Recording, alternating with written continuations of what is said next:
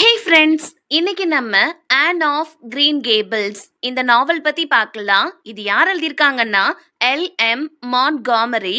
இவங்க ஒரு ஃபேமஸான கெனடியன் ரைட்டர். இவங்க 20 novels, more than 1000 short stories and poems and many எஸ்ஸேஸும் எழுதியிருக்காங்க.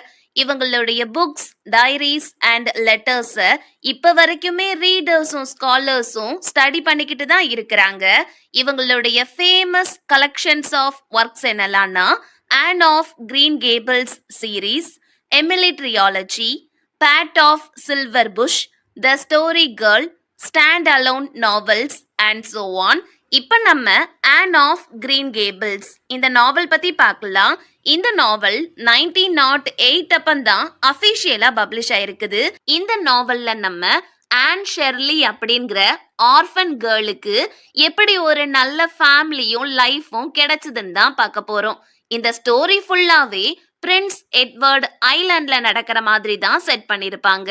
இந்த ஐலாண்ட்ல ஆவன்லி அப்படின்னு ஒரு வில்லேஜ் இருக்குது. அந்த வில்லேஜ்ல கிரீன் கேபிள்ஸ் அப்படின்னு ஒரு ஃபார்ம் இருக்குது. இந்த கிரீன் கேபிள்ஸ் ஃபார்முடைய ஓனர் தான் மேத்யூ தான் ஆன் ஷெர்லிய தத்தெடுத்திருப்பாங்க. சோ ஆர்ஃபன் கேர்ளான ஆன் ஷெர்லிய மேத்யூ தான் தத்தெடுத்திருப்பாங்க. மேத்யூவோடைய சிஸ்டர் யாருன்னா மரிலா. நெக்ஸ்ட் ஆனோடைய பெஸ்ட் ஃப்ரெண்ட் யாருன்னா டயானாவுடைய லிட்டில் சிஸ்டர் தான் Minnie May. Next character Gilbert. இவங்க ஆனோடைய ஸ்கூல் ரைவலா இருந்திருப்பாங்க. லேட்டர் இந்த நாவலுடைய எண்டுல ஆனோடைய க்ளோஸ் ஃப்ரெண்டா, ஆனோடைய வெல்விஷரா கில்பர்ட் மாறிடுவாங்க. இப்ப நம்ம லோன்லி ஆர்ஃபனா இருந்த ஆனோடைய லைஃப்ல என்ன நடந்துச்சு, ஆன் எப்படி லவ்ட் அண்ட் ரெஸ்பெக்டட் கேர்ளா மாறினாங்கன்னு பார்க்கலாம். ஆவன்லி வில்லேஜ்ல இருக்கிற கிரீன் கேபிள்ஸ் ஃபார்ம்ல தான் மேத்யூவும் மரிலாவும் வாழ்ந்துட்டு வராங்க. மேத்யூவும் மரிலாவும் பிரதர் அண்ட் சிஸ்டர். இந்த ரெண்டு பேத்துக்குமே மேரேஜ் ஆகல. இப்போ மேத்யூவுக்கு 60 வயசு ஆயிடுச்சு. சோ முன்ன மாதிரி மேத்யூவால சுறுசுறுப்பா ஃபார்ம்ல வேலை பார்க்க முடியல. சோ இவங்க என்ன டிசைட் பண்றாங்கன்னா, அவங்க கூடவே தங்கி இருந்து ஃபார்ம் ஒர்க்ல அவங்களுக்கு உதவி பண்றதுக்காக ஒரு ஆர்ஃபன் பாய தத்தெடுக்கலான்னு டிசைட் பண்றாங்க. இப்போ இதே டைம்ல மிஸ்ஸஸ் ஸ்பென்சர் ஒரு லிட்டில் கேர்ளை தத்தெடுக்கிறதுக்காக ஆர்ஃபனேஜுக்கு போறாங்க.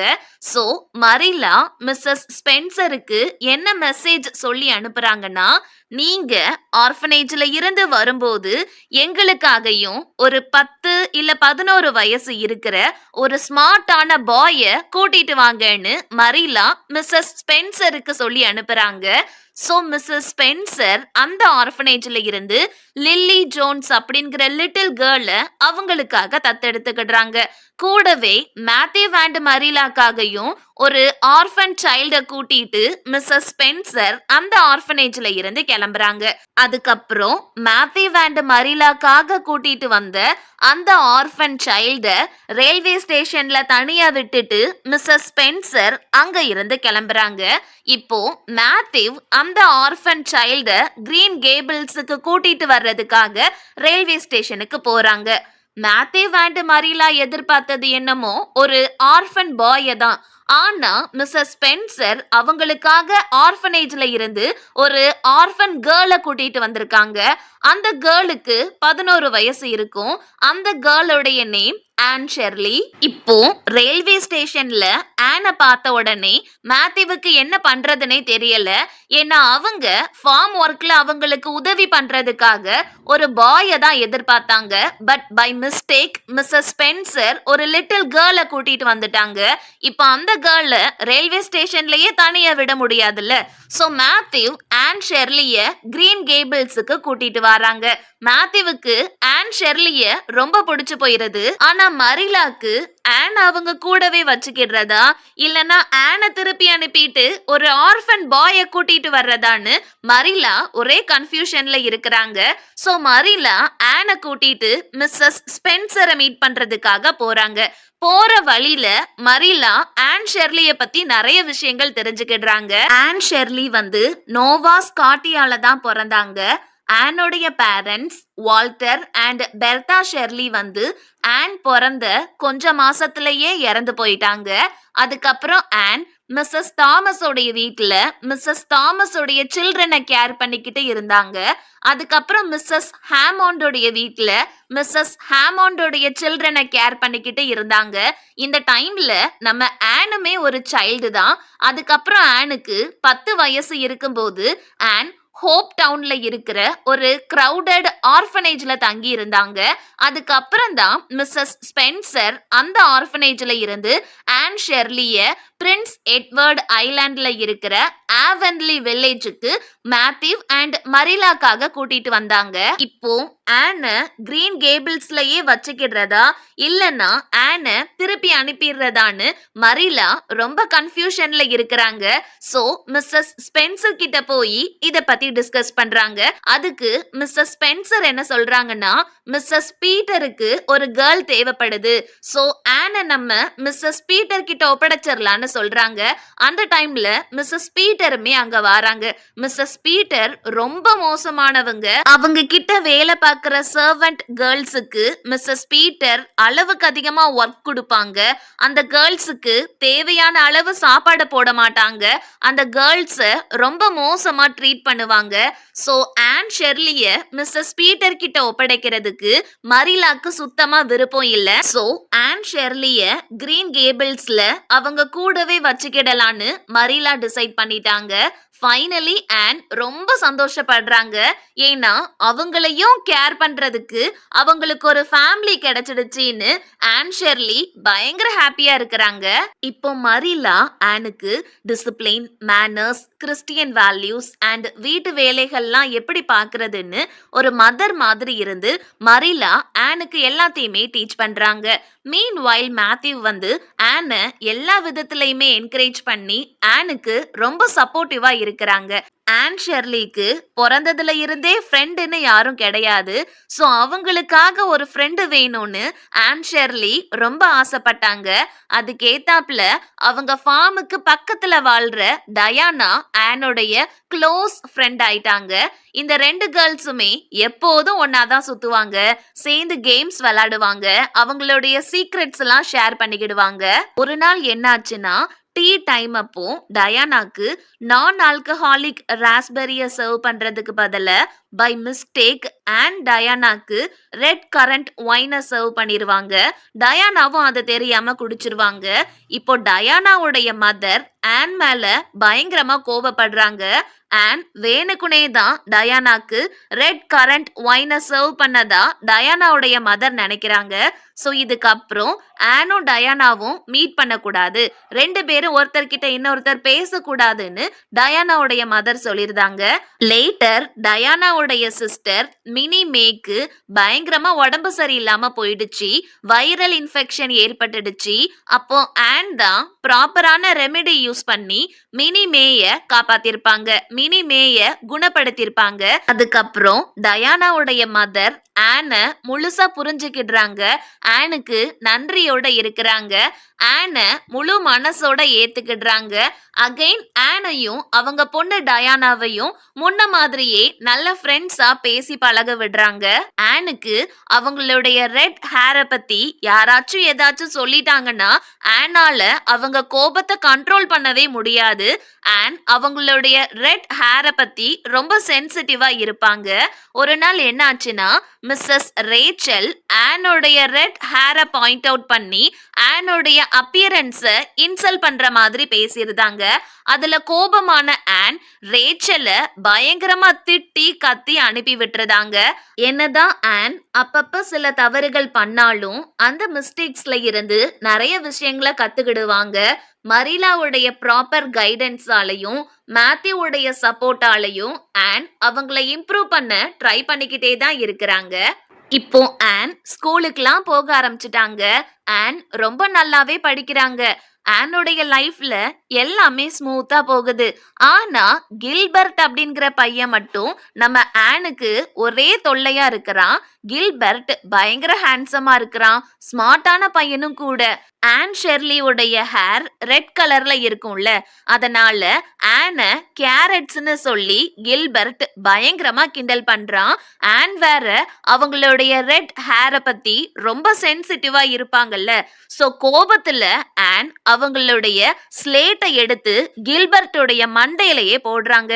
அந்த ஸ்லேட்டுமே உடைஞ்சு போயிருது. கில்பர்ட்டை அட்டாக் பண்ணனால அவங்க டீச்சர் மிஸ்டர் பிலிப்ஸ் ஆனை பனிஷ் பண்றாங்க. ஆனுக்கு என்ன பனிஷ்மெண்ட் கொடுத்திருக்காங்கன்னா, பிளாக் போர்டுல Anne Shirley has a very bad டெம்பர்னு எழுதி போட்டு மொத்த கிளாஸுக்கு முன்னாடியும் ஆன் அங்க நிக்க வச்சிருந்தாங்க. இதனால ஆனுக்கு கில்பர்ட் மேல கூட கொஞ்சம் தான் கோபம் வருது. என்னதான் கில்பர்ட் லேட்டர் ஆன் கிட்ட வந்து சாரி கேட்டாலும் ஆன் கில்பர்ட்டை மன்னிக்க தயாரா இல்ல. ஆனுக்கும் கில்பர்ட்டுக்கும் நடுவுல ஒரு மோதல் இருந்துகிட்டே தான் இருக்குது. நெக்ஸ்ட் ஒன் ஆஃப்டர்நூன் என்னாச்சுன்னா, ஆனும் ஒரு சில பாய்ஸும் ஸ்கூலுக்கு லேட்டா வந்துட்டாங்க.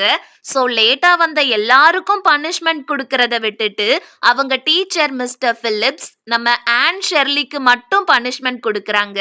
என்ன பனிஷ்மெண்ட்னா, ஆன் ஷெர்லியோடைய ரைவல் கில்பர்ட்டுக்கு பக்கத்துல உட்கார வச்சுட்டாங்க.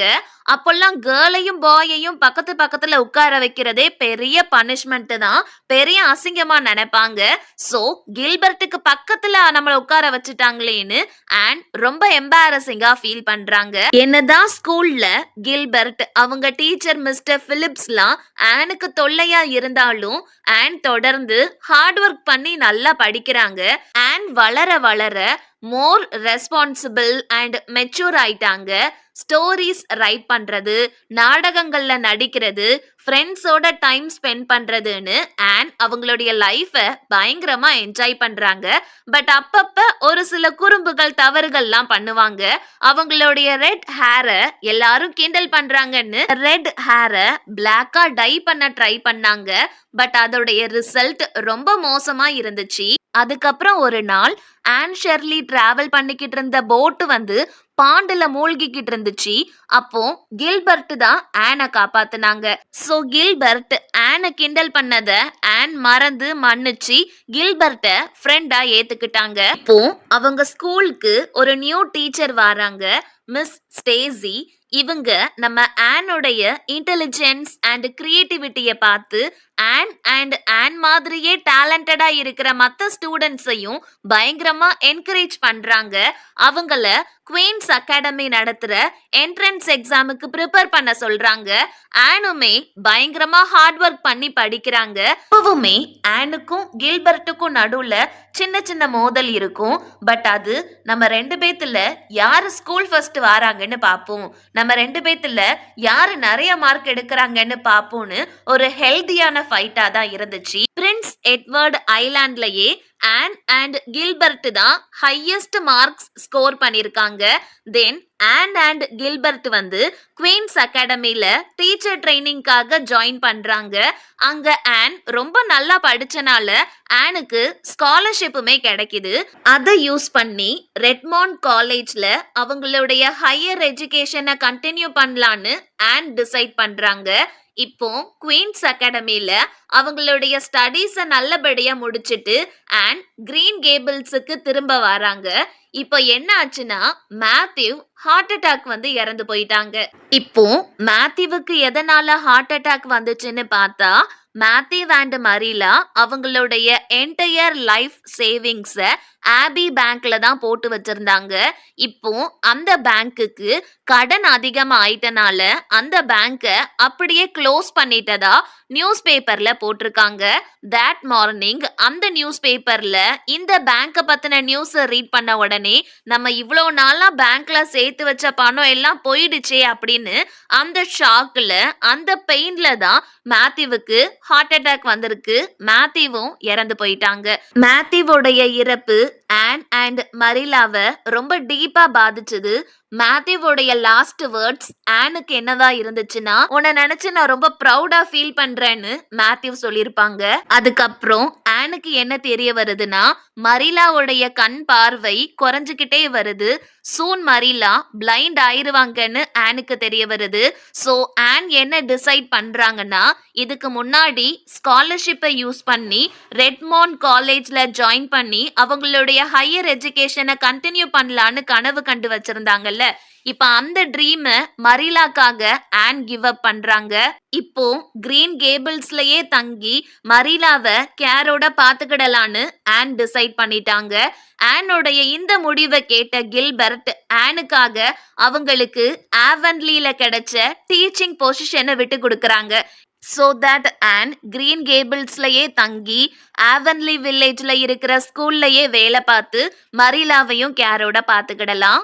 ஃபைனலி கில்பர்ட்டோடைய இந்த செல்ஃப்லெஸ் ஆக்டால ஆன் அண்ட் கில்பர்ட்டோடைய ஃப்ரெண்ட்ஷிப் பயங்கர ஸ்ட்ராங் ஆச்சு. இதோட இந்த நாவல் முடியுது. இந்த நாவல்ல ஃபேமிலி அண்ட் எஜுகேஷனுடைய இம்பார்ட்டன்ஸை பத்தி சொல்லியிருப்பாங்க. லோன்லி ஆர்ஃபனா இருந்த ஆன் எப்படி கிரீன் கேபிள்ஸோடைய பிலவட் மெம்பர் ஆனாங்கன்னு பார்த்தோம். இந்த நாவலுடைய title Anne of Green Gables. இது ஆனோடைய சென்ஸ் ஆஃப் பிலாங்கிங்கை ரெப்ரசன்ட் பண்ணுது. ஆன் ஒரு ஆர்ஃபனா இருந்தாங்க. மேத்யூ அண்ட் மரிலா மூலமா ஆனுக்கு ஒரு happy family and happy life கிடைச்சது.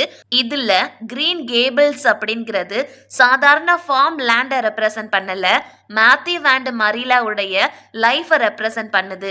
அண்ட் அதுல ஆன் ஒரு மிகப்பெரிய பார்ட்டா இருக்கிறாங்க.